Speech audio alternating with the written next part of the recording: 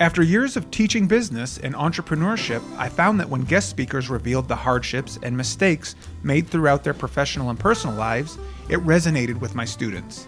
That's when I thought, why not share these stories so that other entrepreneurs have access to the same insights for education and inspiration?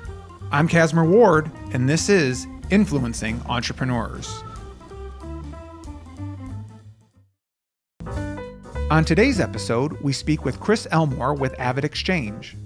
Chris has written 8 books, countless articles, is a professor of entrepreneurship and innovation, and sits on the board of 4 startup companies. Chris travels the country speaking on the topics of startup success, innovation, entrepreneurship, sales, technology, blockchain, and automation. Chris started AvidXChange in 2000, which is now a $1.4 billion fintech company with over 1,000 employees. One of the things that fascinates me the most is your undergraduate degree is in history and graduate in theology. How does that come to be and play into your entrepreneur roles? I play a little game sometimes with my students on guess my degree. And they usually start with business, technology or finance or accounting, but they're always shocked to hear history. Theology degree, when I got that, we were about 5 or 6 years into Avid, in the middle of the whole thing. And what it did is it helped me start writing. So that's where the 8 books came from. Excellent. Yeah. So it kind of set me on that path. And, when you get a master's, especially in theology, it's a lot of reading, writing, digesting, analyzing. And so it just continued for me, which I was real happy about. With that, we go from theology to writing, an author, and then we go into technology. And one things I want to talk to you about is, first off, we live the last 10, 15, 20 years with the tech boom, Facebook. We all want to invent the next Facebook. We all want, Uber and all these apps. And even our children are growing up saying, I want to make the next Instagram. So I have 4 children, which is a lot. I don't know, maybe we should point that out. Right. And then my 3rd child, if you ask him what he wants to do, his answer is CEO of a blockchain company. The teachers in school don't know what to do with it. I don't know what to do with that, to be honest with you. He just wants to be on the blockchain. But even with that, we go into the technology company, so even our children want to start up the next Instagram. Let's talk about AvidXChange. While we want to start the next tech company, a lot of children or myself say, I really want to make a difference in the accounts payable world. Yeah. Well, we didn't either, and I think that's maybe the backstory you're looking for, is that there were 5 of us in 2000. We had an idea to create a real estate market, an exchange. That's where the name comes from. Okay. So we had an idea to put buyers and suppliers on a website, buying and supplying. So it was your classic exchange. In 1999, 2000, that was real popular. People were still trying to figure out what to do with the internet. Right. But people were getting tons of money, 98, 99, just off of ideas. Nothing was proven. So we started Avid about the day the whole thing blew up, just about right on the day. And I tell a story, and I'll tell you this one if it's cool, that we went to New York City. We got a pitch with a pretty big VC, venture capital firm. The only feedback that they gave us was, I guess all the good names were taken. That was the only feedback that they gave us. I guess all the good names were taken. And I like to tell that story because that's what it's like starting a tech company in 2000. You're in exchange at that point, yes, where you're connecting suppliers and buyers. That's right. So number one, let's talk about the platform, because I've got a million questions and we have limited time. First off, we're pre-smartphone at this point. Yes, we are, logging into Amazon, and if we were to show a screenshot of Amazon in 1999, we would be appalled at how ugly it was. Yes. Everything, of course, is web browser based at this point for AvidXChange. How do you start to pivot towards focusing on AP solutions? Right. Yes, failure. Okay. Yeah. So the exchange, we were unable to raise 0, no money. So what happened was we tried to sell our offering and people just weren't interested in buying it. So we changed that idea and we went to a second idea. And same outcome. People just weren't interested in it. And then the third idea, it was a complete failure. It was worse than the first 2. Right. But then, so we had managed to get 6 customers. One of our customers said on the third idea, we've created a problem for him. And the problem was you go online and purchase everything, but then what happens is you send us a paper invoice, and I'm unable to take the digital purchasing requisition and the paper invoice and match them. And he really simply said, is there any way that you can digitize the invoice so I can match them? And we said, would you be willing to pay for that? That was because we were completely broke. And I've told people a lot about my story. On the second idea is when I got my car repoed.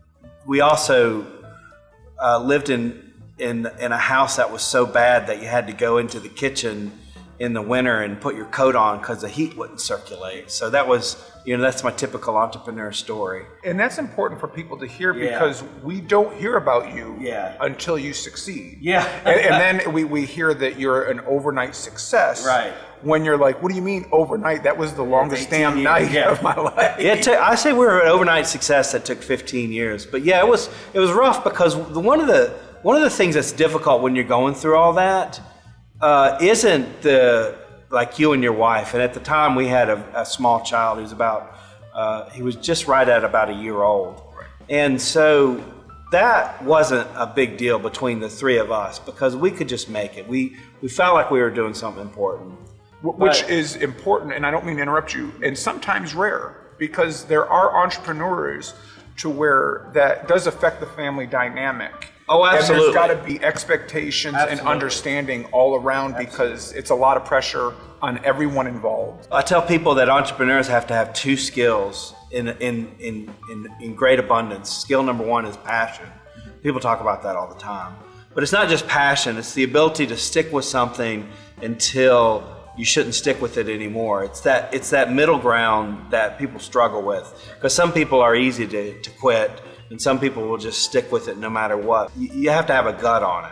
That's the tough thing about school. You don't teach gut in school. You don't teach experience and feel, and all of that is super important. But the second skill that I tell people that entrepreneurs have to have, and it's what I'm teaching at Queens mostly, is the ability to sell, which I think anybody. So if you look at AvidXChange, we were a tech company that created accounts payable software for the real estate community. That's our original niche.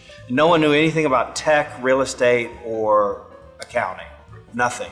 But we were all 5 salespeople. That was the biggest thing that we had. When I talk about selling, it's not just to your customers. One of the biggest sales you have to make is to your family. Right. And that was the thing is that, well, first of all, my wife, she believed in the whole thing. But the toughest part were the people around, the extended family that would say, you should have a little bit more, you should be doing more. Or the worst part of it is you got your buddies who, got a great job at the bank, not busting on the bank, but, they're buying boats and they're going to Paris on vacation. We're just trying to eat at Subway. We thought that was pretty cool. So that was the hardest part of the whole thing.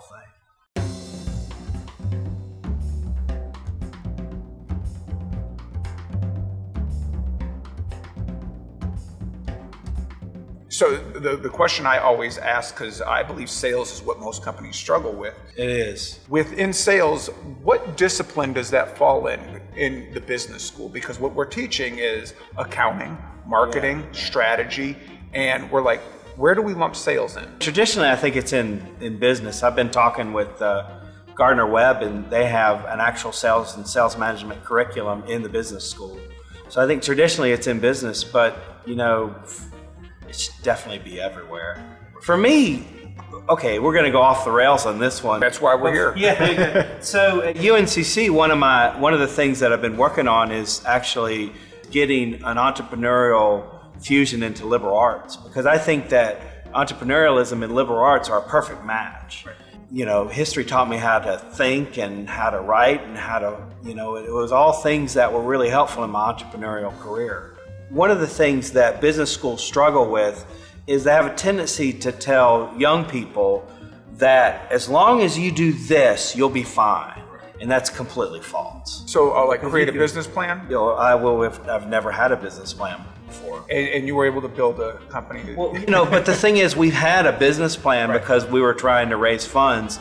And it was a well-written business plan. But one of the things about fast growth in tech is that you really only have about a 30-day view in front of you. After that, you have no idea what's going to happen.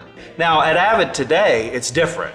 We can say, we have our 30, 60, 90-day plan, we have our year plan, we have our 3-year plan, and we'll stick to that, especially 3-year plans. We're getting better as we get a little older at looking into the future. But as a tech startup, again, the business school mantra is create a business plan so you go forward.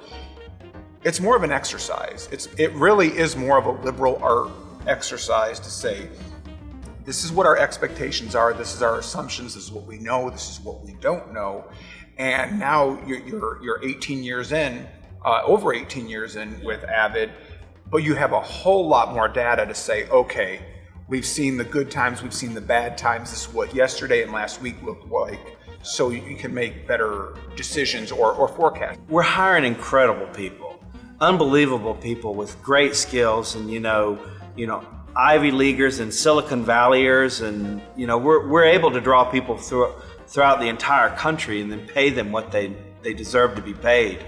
10 years ago, pitch was real simple. It was, hey, I know you're going to make $50,000 less coming here, but look what you can do. Yeah. And 1 time out of 10, someone would say, I'll do it. And those people, most of those people are still with us today. That's a good point, because we talk about those that go work for big corporations and banks and utility companies and healthcare industries and make wonderful salaries. Yeah. We start up a company and we're heating ourselves up in the kitchen at the stove with our coat on. I think I could have opened the refrigerator and warmed myself by the refrigerator. Yeah. People are going to be laughing about that one. But with that, we also find that there are people that have that pain point, or they're looking for that fulfillment to make a difference. Yeah. And when I say make a difference, we all want to make the world a better place, but we want our lives to be not necessarily. Right. There's a lot of people, not a lot, but there's some people that go into entrepreneurialism to get rich. Right. And that's a quick failure path, because 3 weeks into it, when you haven't made a dime, you have a tendency to quit. Right. So doing exactly what you say is something that I recommend highly, and that is go make an impact. And even with entrepreneurs that go in it to be rich, the very few that happen to stumble upon it immediately never sustain it either. Let's kind of talk into that, because we have this success that comes out of AvidXChange. Let's talk about sustainability. You've grown rapidly. Yeah. So at this rate, you're to a $1.4 billion company after this long. So I'm guessing in 10 years, you'll be at $5 billion. Yeah.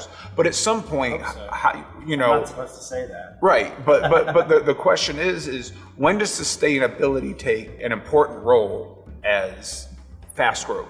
I think, by the way, real interesting question. I don't know if I have the answer to it. I can give you my opinion of the whole thing. And I think, so we went from, in 2015, we went from about 60 people to 1,000, basically like that. One of my favorite stats about Avid from 2017 to 2018, January to January, is that of our 1,300 employees, 71% of them had a new job. And a lot of that has to do with the capital that we raised. It's no secret that we raised close to $600 million between 2013 and 2015. And with that much capital, we invested a lot into the company, and that's why you got that boom effect, that it looked like we just came out of nowhere. Right. Today, I think the biggest thing is along the lines of, we don't anticipate that we're not going to add another 1,000 employees. I can safely say that.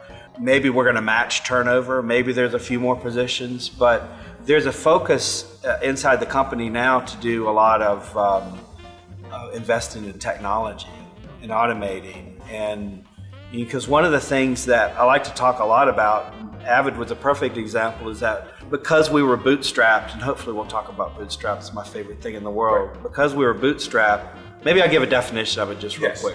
Is that bootstrap is you only spend the money you make, and that's it. So because we were bootstrapped, we didn't invest a lot in the upfront in our product. We got the minimal out, and then what we did was we immediately sold that to somebody. And sometimes, kind of hate to say it, but sometimes, I don't hate to say it because it's a true fact, right, that the product wasn't built at all. It was just PowerPoint kind of cobbled together with an idea. Right. So what that did, so back to the business plan idea, because we had a business plan, but we didn't necessarily follow the business plan. Our biggest objective was getting the idea to a customer who could use it and pay for it. And that was really important for us. One, to sustain the business, but two, that took all of the opinion out of what we should do with the software, because the customer was saying, I need you to do this. That was really important. And there's a lot of incubators and accelerators, and I'm not trashing them, that would say, well, go out and interview 100 people, which is great. But here's the thing. There's a difference between getting an opinion through an interview with someone and them actually giving you a check. Right. And it's that practice of them giving us money to do something that says that you have value. I just dropped my phone. Sorry about that. We got to start all over. Yeah, let's go. You said trains and motorcycles, but you didn't say phone.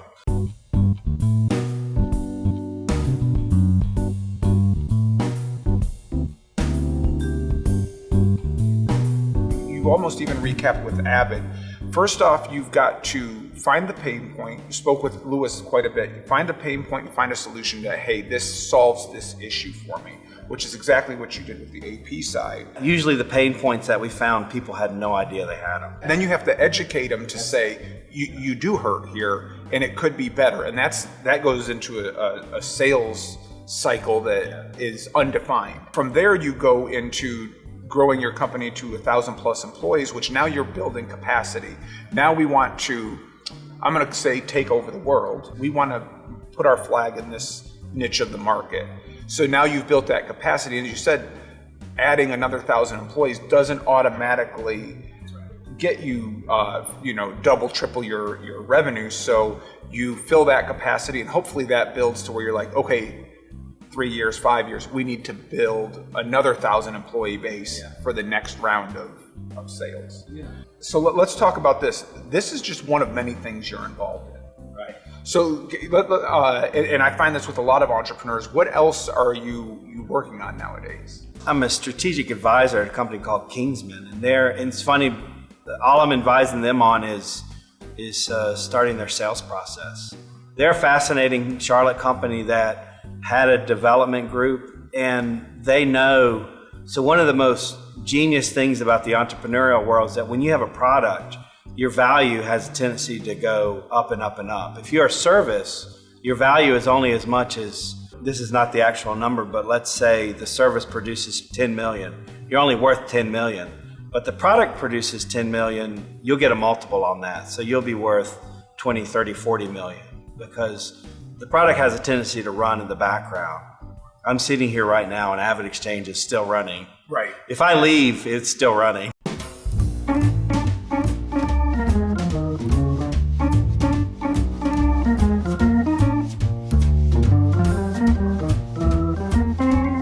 Well, no, and that's another thing I want to make sure we define is a product isn't always, a bowl or a cup. True. It can just be a software platform. Well, maybe this is not the right time, but the advice that I give entrepreneurs is, I said, stay away from products and services or businesses that have retail hours. That's the first thing I recommend, in my opinion.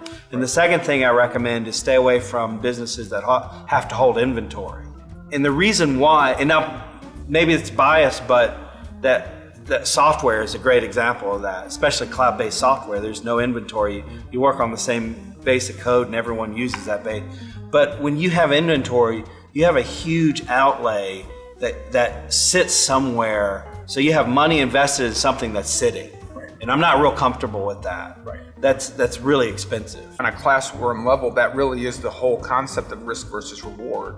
And kind of the anti-bootstrap of if I need inventory, if I need a retail spot, my investment up front before I even can make a sale is exponential. And you see people on Shark Tank a lot. By the way, Shark Tank, really entertaining, but the most expensive money on the planet. So I'll take $50,000, but I'm going to take 85% of your company. Right. But you see a lot of people on when they come on Shark Tank, they're looking for a little additional money to pay for the inventory. Mm-hmm. And in software, we don't have to do that. Right. We just skip that whole thing. The other thing is, back to AvidXChange is it gives us the ability to just grow and no one's stopping us.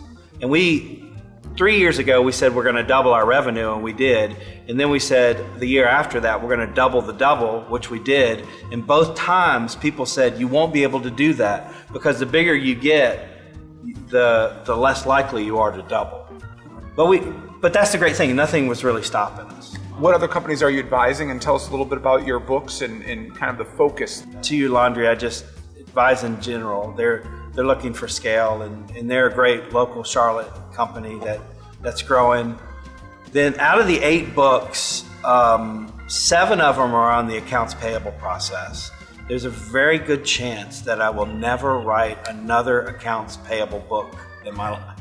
And if you want to clear a party, all you have to do is tell them that you write books on accounts payable, right? And so I think that's kind of run its course a little bit. The only other book that I've written is a book on presenting, because I'm a big fan of, I like to teach people how to do great presentations, because it's one of those things that if you're in corporate America and you have the ability to present and talk to a group, you have a tendency to shoot through corporate America a lot faster. But if you're an entrepreneur and you can't communicate your idea to people, they simply won't buy it. Top 3 things you would recommend for presentations, or and really it goes above and beyond presentation, because that's your communication with. It is, and what you have to do is you have to kind of work the issue backwards. You have to think, well, how does the mind best receive and process information? So I got a couple of rules. One rule is the 6-minute rule, which is if you engage your audience within 6 minutes, you're 7 times more likely to get engagement throughout the entire presentation. That doesn't work for a group of like 500 people, but if you're doing a pitch and you get the people involved with it, you're more likely to have them kind of absorb the idea. I have another one. This is my favorite one. I'm glad we're talking about this. It's called the Law of 7. And if you have more than 7 words on your slide, then the brain, what it tries to do is read the words, but then the brain goes, well, that person is talking, and they're conflicted, and they won't listen and they won't read, so your point is completely lost. You've seen somebody put like 30, 40 words up on their PowerPoint. Right. Yeah, don't do that.